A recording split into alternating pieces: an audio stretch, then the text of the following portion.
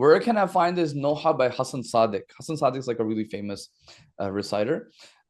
And that's actually my first post. So I was looking for a Noha.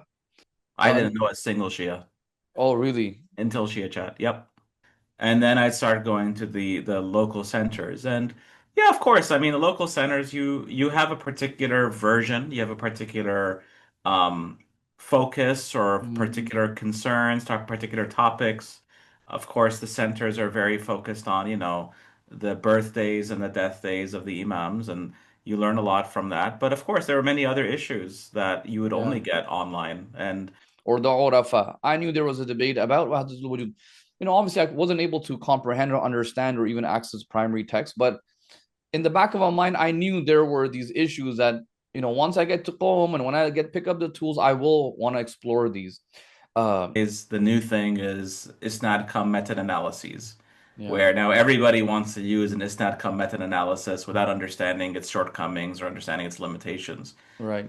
But that's kind of the new version of that for those of you who are Yeah. they began anticipating these questions.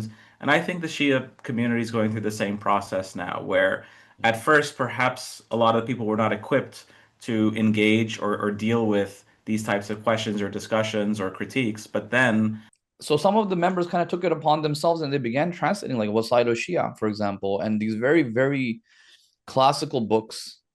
Uh, Even like, Rijal Kashi, which is such an important text.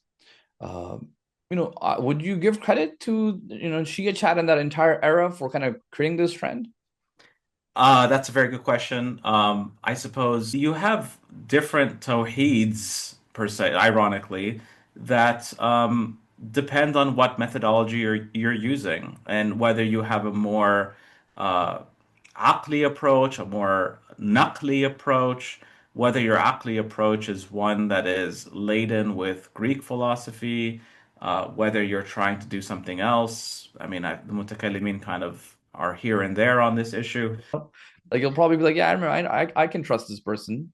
Yeah, oh, that's a tough one. I guess that's a Yeah. tough one. I suppose, like you said, it's the person posting it, but it's also the format of the letter. Are they? Yeah, I mean, sometimes you just know if it came from the office, if they're copy and pasting it and it's the same style, and it's Hmm. at a time before you were really able to. Now AI could probably emulate the style Yeah, yeah, of writing, but no, yeah. that's a tough one. I mean, I would want obviously ShiaChat would definitely not be without their parents' permission.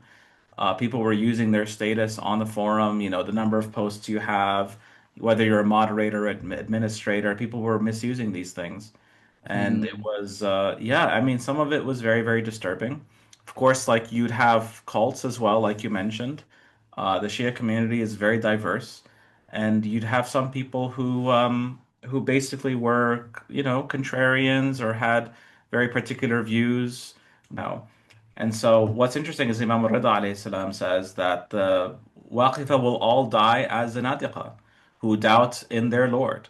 And this was a fulfillment of that hadith. Because all of the Waqifa they went to that I think the hadith says that they will live in confusion, Hmm. and then they will die in doubt, arguing with everybody. A lot of them had their big break on On SC. ShiaChat. Yeah. And that was yeah, it was definitely the place to be at that time, And even there were though also there were these some like bad things. inter-forum debates like ShiaChat.com and then You like had KFC, KFC or Hak Yar, Chak Char Yar, whatever. HFC, HCY, whatever, KFC, whatever. HQC, but Hakchar Yar, we used to Yeah. call it KFC, Yeah. and it was basically before they came.